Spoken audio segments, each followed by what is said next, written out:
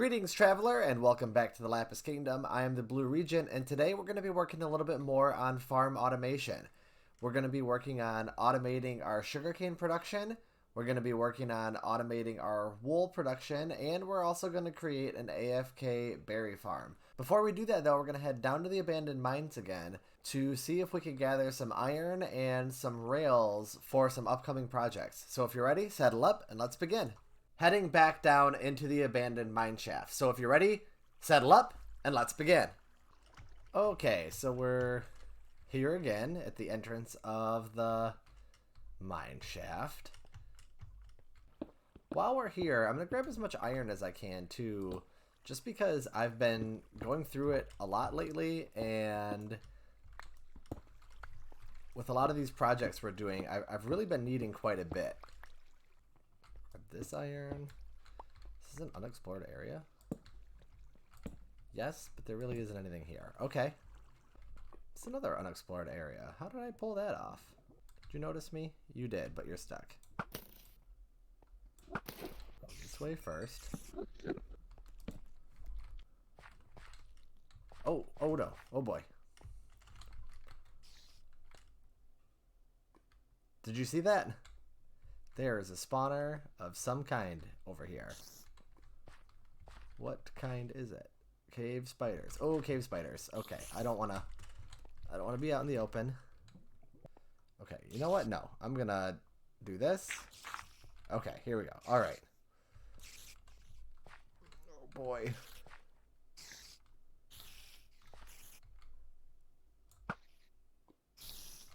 Just gonna fire into oblivion. Oh, all this seems bad. Oh, I hate this.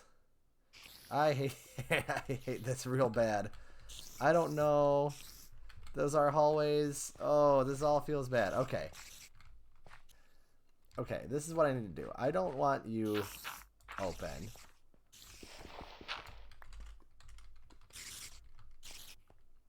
They're like right on top of me. Oh, there's a whole nother floor.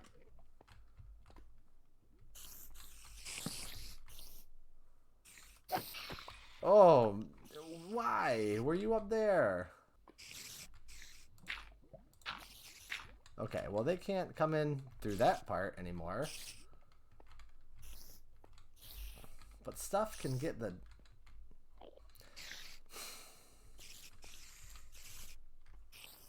Okay.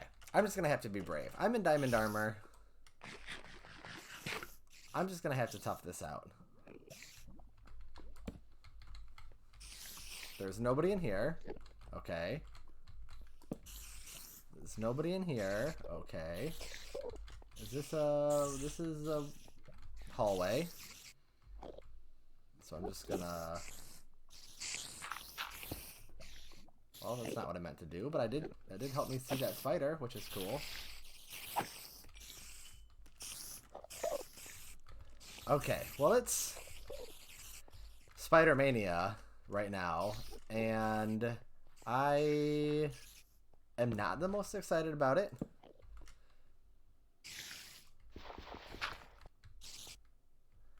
I feel like if I could just... This opening up here stresses me out. That doesn't help.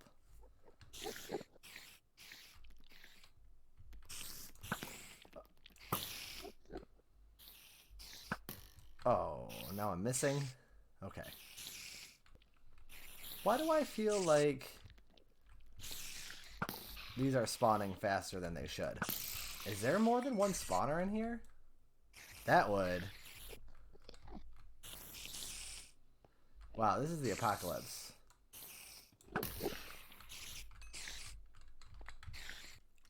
I'm getting a pretty decent amount of experience, but I really don't want to be fighting all these spiders. No, I don't. I'm gonna do that. Okay, so a thing that I've decided is there's probably more than one cave spider spawner behind this. I've explored more around here. I've gotten some rails, which is cool. We're not dealing with this today. We'll come back for that. So let's just keep hunting for rails to pick up. This is more what I was hoping for. Less unexpected spider spawners, more just rail. And I'm actually finding way more iron than I thought I would. I feel like when I explored this originally, there wasn't a lot of iron. But apparently I'm remembering that wrong. Definitely taking that. All these minecarts and rails that I'm picking up are definitely going to help us save on resources for all of these projects. We're going to have some pretty long minecart rails going to get the villagers to where we want them to be. Now, I do remember leaving all of these chests with minecarts in them around. Well, we have almost 2 full stacks of rails on top of any rails we have back at base, which means that we're probably going to be good for a while. So we're leaving there with basically 2.5 stacks of iron, almost 2.5 stacks of, not quite 2.5 stacks of iron, a little less than 2.5 stacks of rails, a few carts. I feel really good about that. That was a way bigger haul than I thought it was going to be. I'm pretty confident that where that cave spider spawner is actually a double cave spider spawner, which stresses me out to no end. However, if that's the case, we are about to have more string than we know what to do with. I've been doing some work off camera, and I actually have hollowed out in this hill here an open space. This is going to be home of the automatic sugarcane farm. So I've got this space emptied out. This is the aesthetic, nice looking reason for it existing. But also with the mage tower here, this is going to be kind of buried in the mage tower. And so as I've been working on this, I kind of think that the entrance to this is actually going to be up there once that gets built, which I'm kind of excited about. So for right now, I just have this completely mediocre looking 2-block entrance. And this is just going to be the home of all of our sugarcane production for this village until we don't need this particular automatic sugarcane farm anymore. Okay, so I have the initial collection part of the sugarcane farm set up here, and at both ends I have a redstone torch, so I'm going to cover these up with cobblestone and then throw down powered rail, and those are powered. Okay, so when I throw a minecart on here, it's just going to bounce back and forth, and if I put a minecart with a hopper on here, it'll bounce back and forth and gather anything that's above it. So now I've got my planting space set up here, and then using cobblestone stairs, I have a space where we're going to fill all this in with water, and because those stairs are saturated, just like that, I've got sugarcane on all those spots. Throw my pistons down. I'm actually going to need to go up a level. So from here, I'm going to throw my observers, and I kind of have to click real close to the edge here to make sure that they're facing out the way that I want them to. And then I'm going to throw redstone here. Now the last thing I'm going to do to keep the sugarcane from flying all over the place when it gets harvested is I'm actually going to enclose this. And I don't have to use glass. However, I like the way that it looks.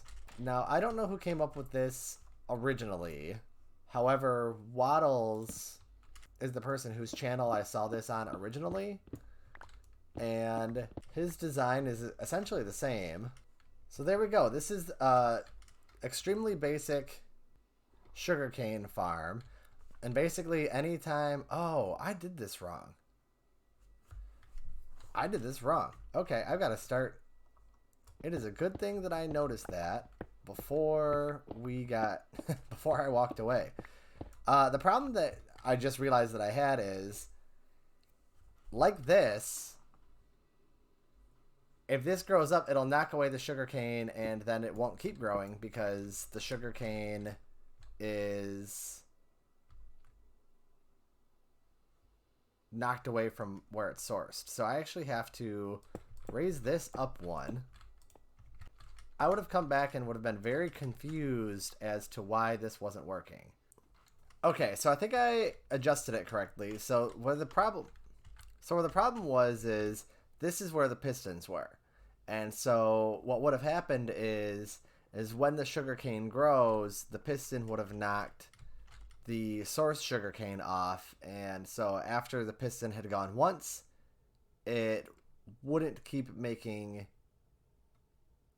sugarcane, if that makes sense. So I moved it up one. And so now once the sugarcane gets up to the height of the observer, this piston will go and it'll knock off the top two. So the last thing that has to go on, and before I do this, I'm going to turn off friendly creatures because for some reason a minecart is a friendly creature. And so I'm going to throw down this minecart with Hopper, and this is just going to pass back and forth. And I'm going to hang out here for a little bit, and once these go and the pistons fire, we'll double check to make sure everything's collecting properly and move on to the next part. If the farthest left one is number 1 and the farthest right one is number 8, put in the comments right now which one you think is going to be the first one to get fully grown. I'm excited. What's your wager? Mine is 1. I say 1's going to be the one to do it. Oh! Who expected that? I did not expect that. Who expected them all to go at the same time? I was not expecting that. Did anybody guess that? I didn't guess that. I really thought it was just going to be one of them. Okay, all right. Oh, I get it. Okay. And now I know. And I didn't know before, but now I realize that once one observer gets activated, it sets off the whole row of pistons, which makes sense. So I went back and I watched it frame by frame, and it was 1, 2, 3, 4. 4 is the sugarcane that set off all of the pistons. So if you guessed 4, great job. Congratulations. Now this next farm isn't really automated, but it is AFK. And there are periods where obviously during recording I take breaks. So this is going to be the Sweetberry AFK farm. Again, this is something that I originally saw on a Waddles video. And sweetberries aren't really something that we need so much as I'm going to want later for decorative purposes. So we're not really using these for food. However, none of the items for starting this are very difficult to get your hands on. And so this can very easily be an early game AFK farm for helping you gather food. I think its real strength is for if you're just trying to get sweetberries going for decoration purposes.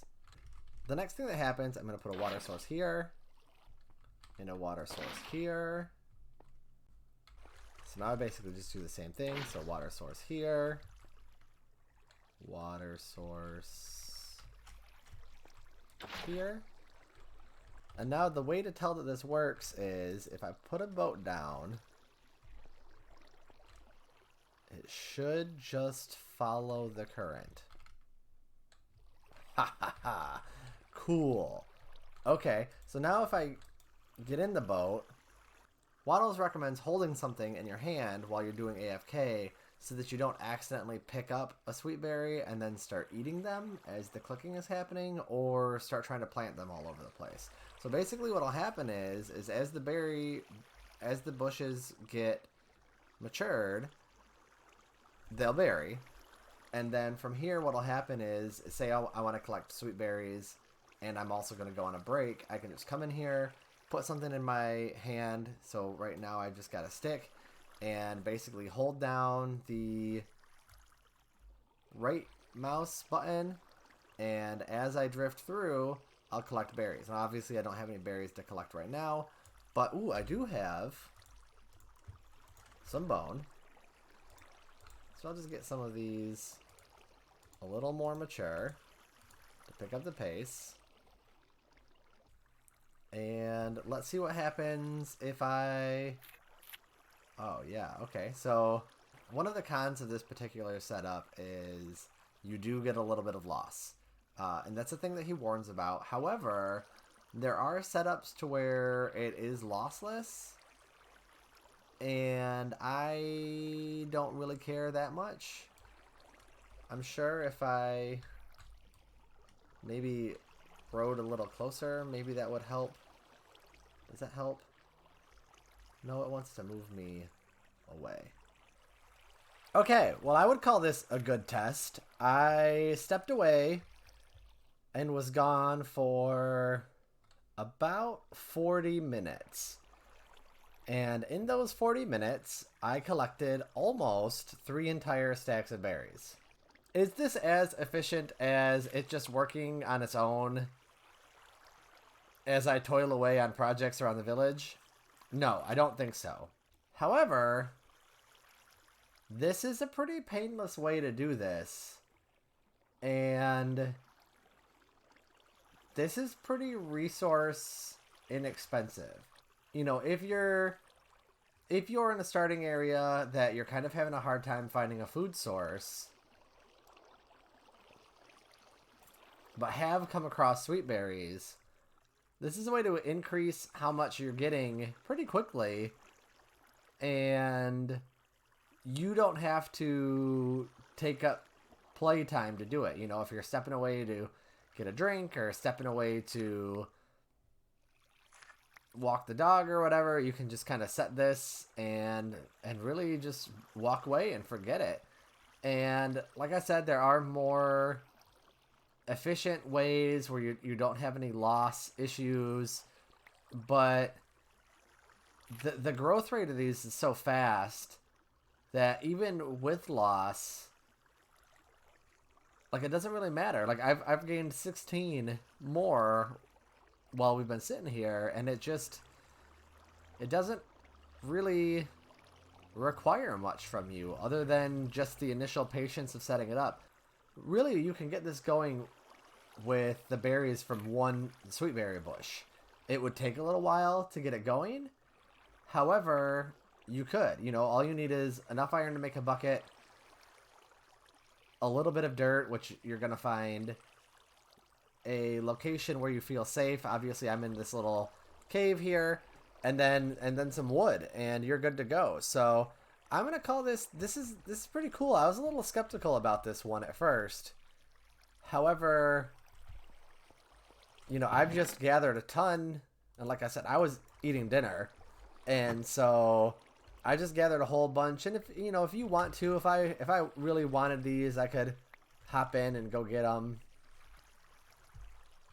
But what's 2 more berries when I've got all of this here? So, like, I'm not really missing out on anything.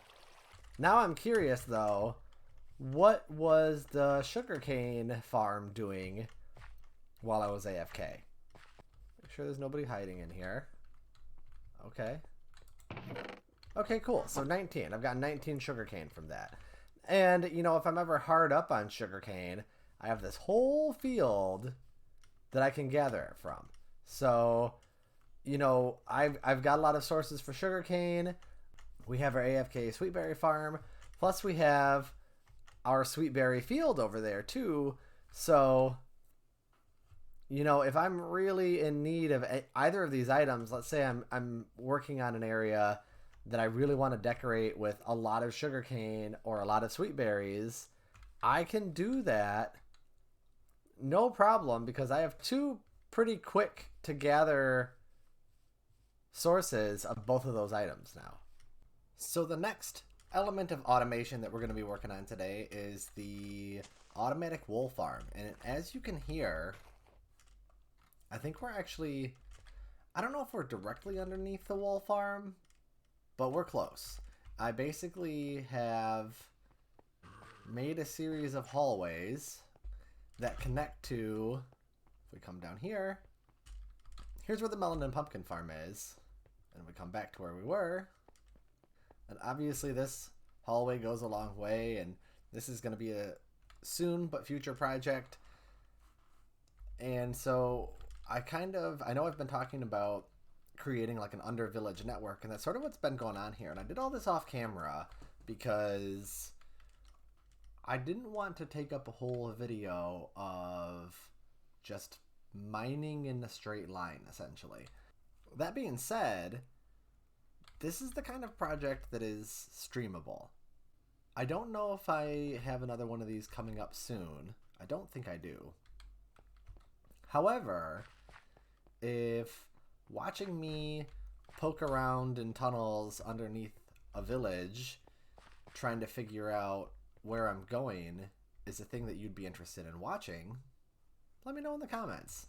And the next time, maybe that'll happen. But anyways, so this tunnel takes us more or less directly beneath where the sheep go. So for now, we're going to get our automatic wool farm going. And the first thing that I want to do is, I should have made this room odd, but that's okay. I'm going to mine these out and these out. Now this style of automatic wool farm is kind of common. I've seen a couple people make them. This particular design is an Avamont's design. However, the theory is the same. And so I don't know who came up with this originally. However, the idea behind this is the same no matter who's making it. I'm setting up hoppers that feed into the chests. I'm then setting up rails that have hopper mine carts on top of them. And then everything else is going to be built on top of here. Luckily, I've been killing lots of Endermen lately, it feels like. And so I have a thing that's going to be super vital to this whole project, which is that grass block right there. I do have an axe with Silk Touch on it. However, if you don't have Silk Touch, or like say maybe you're having bad luck with enchantments, or you're avoiding enchantments for some reason, or maybe it's just not that early in the game, or maybe you're just not that far in the game and you want to get this going quicker, waiting until you see an Enderman with a grass block and then killing the Enderman drops the grass block. Anything that they're carrying, they drop that. And so you can get a hold of a block with grass on it. And so now this grass would spread to these other 3 dirt blocks over time. And I didn't need Silk Touch to get that. So that's awesome. So now I'm going to need to raise my roof up a little bit. I'm going to need to raise my ceiling up a little bit. And I'm a little nervous because I feel like somewhere in here is a cave. Now I have armor on, but I'm just paranoid about like creepers just pouring in. So let's bring the roof up. And actually I need to push this back too, I think. So let's do that.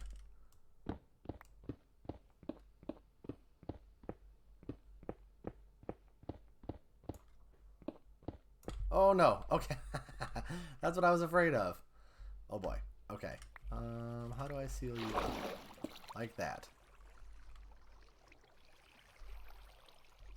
That's what I was afraid of, see? I knew that was gonna happen. Okay. Well, I won't replace any of that until I know there isn't gonna be more floods. Which there isn't gonna be. Well, cool. Okay, well, see, I knew that was coming. I knew that, well, I didn't know that water was coming, but I knew that there was something going on. I knew there was something going on. I knew there was something going on nearby. And so, because every once in a while, like if I'm walking by the sheep farm, I hear drowned or skeletons or spiders, and I keep feeling like I've cleared out the caves around it, but I keep hearing them. And then once I cleared this out, I've been hearing lots of noise again. And so it started to make me suspicious that possibly this is where, somewhere in here, was like a little cave. And I think it's here. And apparently there's water in there, so that explains the drowned. And obviously that explains the water that just came down and messed all my stuff up. The next thing that happens here is each of these gets an observer. And so as we wait, or over time, grass will carry over to all of these. And eventually what will happen is as the sheep eat the grass, the observer will notice that. It'll set off a redstone signal, which will then activate dispensers that have shears in them, which will shear the sheep that are inside. So we've got our dispensers set up, and then I'm going to throw some redstone with this, like, cross, I guess. I don't want this... I don't want the splotch. I want it to be the cross.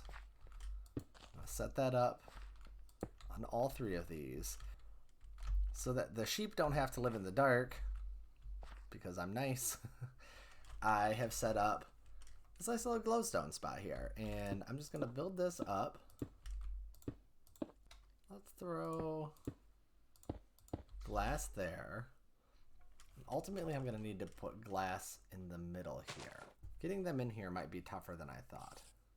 You know what? I'll fight with it. I'll just fight with it, and we'll make it work. Yeah. Here's your new home. What do you think? And we need one more sheep. And there we go. In here. Okay. Yes! I did it. Oh man. That was harder and easier than I thought it was going to be. But I did it. I'll put a pair of shears in each of the three dispensers. And I just heard one work. Yeah. Okay, so basically anytime they eat the grass, it will activate them getting sheared. Anytime the grass block changes, it activates the observer block, which activates the redstone, which activates the dispenser, which then has the shears shear the sheep. I'm just going to hang out for a second, and we'll see if we can catch this on camera. Oh. Well, that happened very quick. Okay, so did you see that? So two just happened at the same time. The dirt block turning into grass set off the observer. And it was like right after this baby sheep grew up. So that caused it to shear. And then this dirt block turned to grass, which activated the dispenser, but this sheep didn't have any wool in it. So then it ate the grass, which turned it back to a dirt block, which then again activated the observer, which had it sheared. So when this dirt block on the back sheep, this middle sheep here, when that turns to grass, this sheep will automatically get sheared. And then whenever this sheep right here, this one on the right, eats this grass block, it'll get sheared again. So that's the way this works. And basically this is just going to keep gradually gathering wool as we work around the village, which is great because to me gathering wool is an unbelievably tedious task. And so just having this happen passively while we're in the village is huge, because now that I have a continuous wool source, I am going to have the opportunity to start switching out a lot of the diorite that we're using. See, There it was right there. It ate the grass, turned it into dirt, activated the observer block. More wool in there, which is great. But now that I'm going to be able to start switching to wool, diorite won't be the main white block I'm using in the walls of my buildings anymore, which has me really excited because I've been wanting to start making that transition for a while now. And so being able to do that is going to be good. I'm pretty excited about this. Now, you can obviously have this system essentially repeat for a very long time. I've seen quite a few people, like Mythical Sausage, will basically just have this divided up into pods. And so you just have like one pod. It's a little space, and it just has one sheep in it. And you can build like an entire building that has that in there. I like this. It gets 3 sheep in it. We're still using our sheepfold as the decoration element for this. All of this down here is kind of the backstage of the village. And so how all of this looks down here, I don't really care. It's when you're walking through the village, how that looks, that matters to me. And so now that our sheepfold has the automatic element to it, again, I'm super excited because I can use white wool to represent, obviously, walls that have plaster painted on them. I can use it to represent, say I wanted to have like salt fields, like maybe a village near Stormwind, like a really, really tiny village. Their whole thing is they create pools of tide water, and then they let the water evaporate and gather the salt from it, and then that gets dispersed through the kingdom. You know, you can use wool for that. If I wanted to use white wool as a decoration in the sugarcane fields, I now have that. Also, I use wool for drawing out all of the footprints for my buildings. So having this as a resource, again, is huge because now I don't have to worry about making sure I have enough wool to build with and to lay out footprints with. We got our automatic wool farm done today, our automatic sugarcane farm today, and our AFK berry farm done today. That is going to be it for today. I look forward to seeing you next time in the Lapis Kingdom. Have a great day. Bye.